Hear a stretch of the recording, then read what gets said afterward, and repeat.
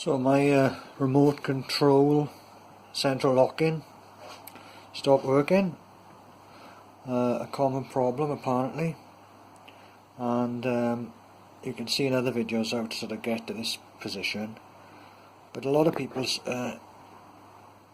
apparently split this in order to check the wires that go to the diversity unit, which is up there. But I just thought I'd show that it is possible to avoid splitting this by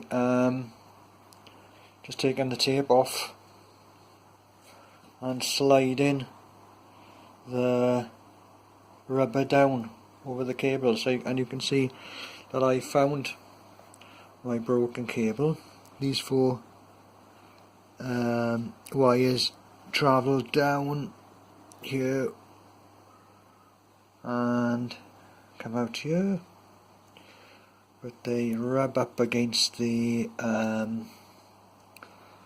tube for the washer and they often break. So I'm going to make a joint there and I'll run at least one new cable down, and then I reckon I'll be able to tuck my handiwork back inside.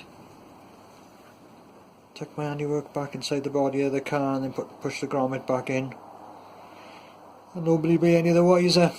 That's my plan anyway. I've just got a new piece of cable through. It was in this old coat hanger.